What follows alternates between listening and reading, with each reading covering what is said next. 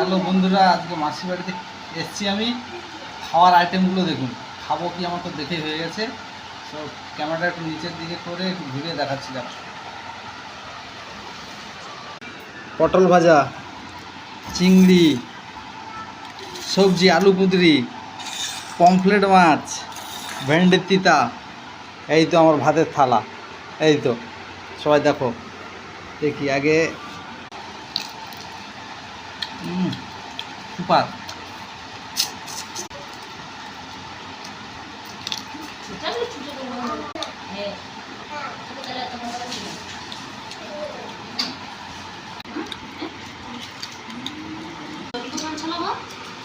এখনো তোমার আছে তোকে দেখাবো না